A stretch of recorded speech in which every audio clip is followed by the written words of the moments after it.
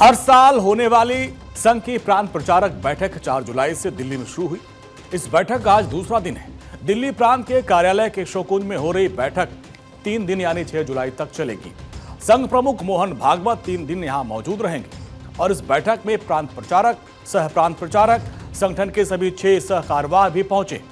आपको बता दें कि बैठक के जो कई मुद्दे हैं, जैसे कि बीजेपी का अगला राष्ट्रीय अध्यक्ष कौन होगा, देश भर में चल रहे ईसाई धर्मांतरों के खिलाफ क्या रणनीति होगी, खासकर पंजाब में मिशनरीज के जो फैलाव है उसको कैसे रोका जाए।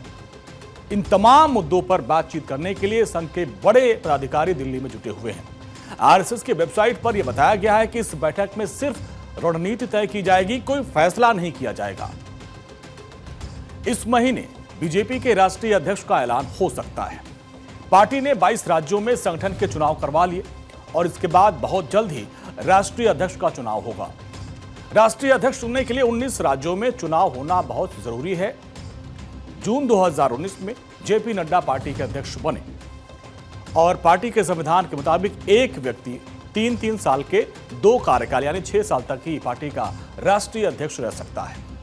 नड्डा को जनवरी 2023 से लगातार एक्सटेंशन मिल रहा है।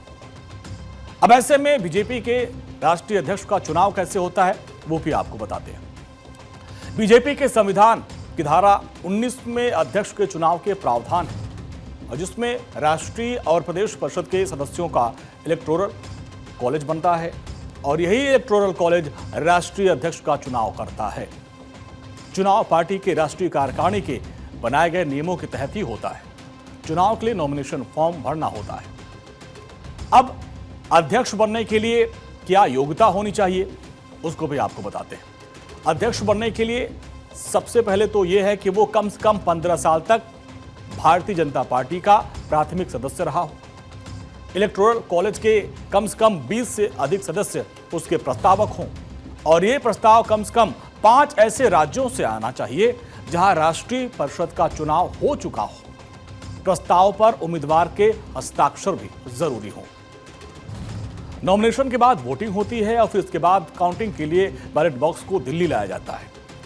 और सूत्र बता रहे हैं कि इस बार आरएसएस की बैठक में मीटिंग के एजेंडे में पंजाब सबसे अहम होगा, जिसमें मिशनरीज के जो जाल फैलते जा रहे हैं, सिख से लोग ईसाई बन रहे हैं, इस पर मंथन किया जाएगा।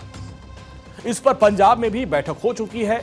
तब धर्म परिवर्तन के संकट से निपटने के लिए शुरुआती रणनीति बनाई गई थी।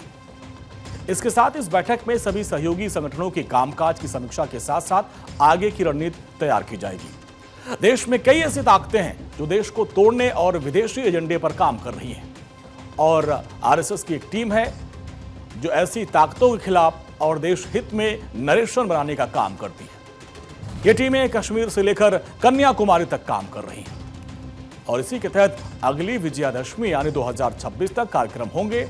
देश भर में शाखा, मंडल, बस्ती लेवल पर उत्सव होगा। राष्ट्रीय स्वयंसेवक जाएंगे, घर घर जाएंगे स्वयंसेवक और लोगों से मिलेंगे। 4 बड़े शहर जिसमें दिल्ली, मुंबई, कोलकाता, बेंगलुरु में आरएसएस चीफ मोहन भागवत के कार्यक्रम होंगे और इसमें समाज के प्रमुख लोगों को बुलाया जाएगा।